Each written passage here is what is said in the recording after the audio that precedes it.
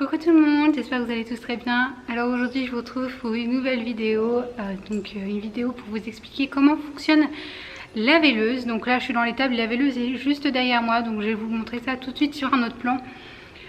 Tout simplement parce que on a souvent des a priori sur la veileuse, c'est un gros truc en métal, etc. Du coup souvent c'est mal pris par les gens alors qu'en fait il n'y a pas du tout de raison, ça ne fait pas du tout mal à la vache, etc. Mais ça je vais vous y montrer tout de suite, donc c'est parti. Bon alors du coup c'est la deuxième fois que je tourne cette partie là, donc sur la veileuse, parce que j'ai été interrompue et je me souvenais plus du tout où j'en étais. Désolée si vous entendez le tracteur derrière. Donc comme je disais, donc au tout début vous avez la grande partie toute là qui est très longue, qui ne touche pas la vache. C'est cette partie-ci qui va toucher la vache et comme vous pouvez le voir, c'est une partie totalement inoffensive et qui bouge, qui plus est. Comme ça, tout simplement, ça bouge en même temps que la vache, donc c'est totalement inoffensif et vous voyez la partie est lisse. Donc en fait là il y a tout simplement les fesses de la vache qui vont se positionner donc tout simplement sur cette partie-ci. Ça va juste la toucher, ça ne la maintient même pas en fait, c'est juste posé. Voilà.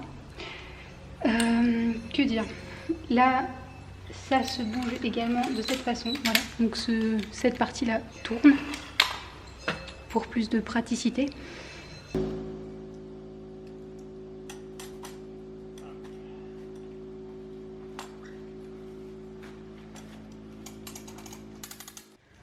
Ensuite du coup on va tout simplement se servir de ces petites cordelettes là avec ici un trou, enfin une partie voilà comme ça qui se règle. Pareil pour celle-ci avec des points d'attache ici. Tout simplement cette partie là va être accrochée au pied, au pied du veau en fait, et ça va permettre de le tenir pour pouvoir le tirer. Et donc comme du coup j'ai oublié de vous le dire puisque je recommence, la veileuse est utilisée surtout pour, pardon, je m'assois, pour des veaux qui sont gros, donc des très gros veaux, ou des veaux tout simplement qui viennent par l'arrière, donc c'est-à-dire par les pattes arrière au lieu de par les pattes avant, ce qui n'est pas normal pour une vache que son petit vienne par les pattes arrière, quoi. Voilà, un peu comme chez l'être humain. Oui, donc ceci que vous avez sûrement déjà vu dans certains de mes veillages où on les tire seulement à la main, c'est tout simplement pour pouvoir mieux les maintenir, étant donné que voilà on a plus, c'est mieux tenu, etc. qu'avec les mains où ça a tendance à glisser. Donc en fait tout ça, ça va tout simplement être attaché aux pattes du veau. On va les maintenir de cette façon. En fait là ça va être positionné tout simplement comme ça, donc ici la vache avec du coup les pieds des veaux. On va tenir tout simplement ceci de cette façon, voilà, dans la main, hein, ou dans les deux mains tout simplement si vous êtes deux, et on va tout simplement, si j'arrive, tout simplement voilà, faire ceci pour tout simplement pouvoir tirer le veau délicatement, bien sûr avec les contractions de la vache.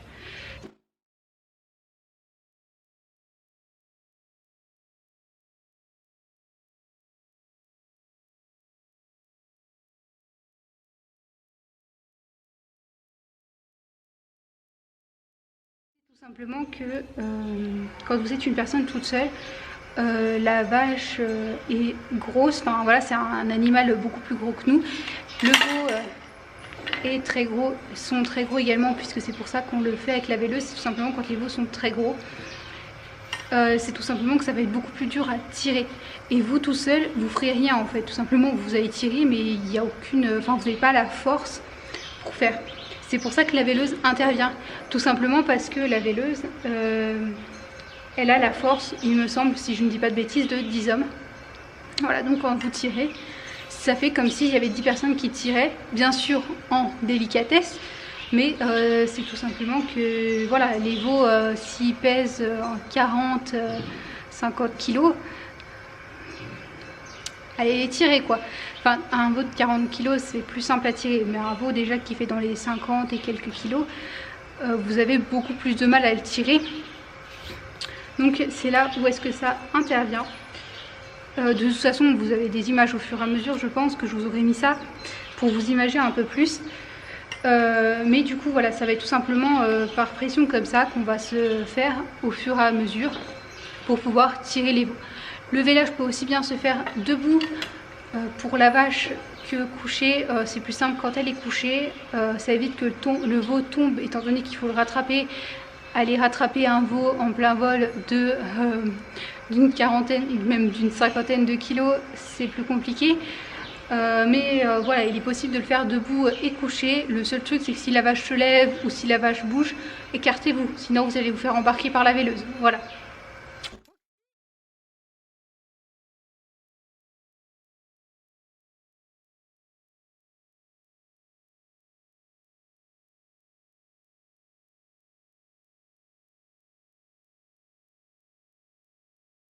Et pour tous ceux qui ont des a priori sur la véleuse, sachez que voilà, c'est inoffensif en fait, ça la tient juste ici et encore c'est juste posé contre elle. Vous voyez, il n'y a vraiment rien d'extraordinaire.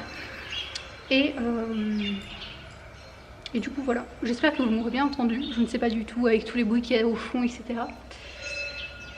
Mais voilà, donc comment se présente une véleuse et voilà, donc pour tous les gens qui disent que c'est un instrument de torture, etc. Non, ce n'est pas un instrument de torture, comme vous pouvez le voir, c'est vraiment quelque chose de tout à fait normal. Ensuite, il y a eu pendant un vélage, on a tenu donc la véleuse tenue droite en fait, tout simplement, au lieu d'être allongée comme ça, elle était toute droite. Et on a tout simplement tenu le veau accroché en l'air à la véleuse, la tête en bas. Ça peut paraître horrible de faire ça en fait, tout simplement, sauf que ce qu'il faut comprendre derrière, c'est que en fait on essayait tout simplement de faire descendre les glaires que le veau avait dans la bouche, et on a commencé à le frotter parce qu'on était en train de perdre le veau puisqu'il venait par les pattes arrière en fait, et du coup il a commencé à s'étouffer et à se noyer en fait à l'intérieur de la vache tout simplement. Donc ce n'était pas pour maltraiter le veau, etc. C'était tout simplement pour justement l'aider. Et en le frottant, on a fait redémarrer son cœur parce qu'on était réellement en train de le perdre. Et le fait de frotter comme ça avec la tête en bas, ça lui a permis de reprendre. Et ensuite, on l'a allongé, on a refrotté et on l'a laissé tranquille pour qu'il se repose, etc. Mais on l'aurait laissé quelques minutes de plus sans utiliser la véleuse, on aurait perdu le veau. On aurait peut-être perdu la vache également.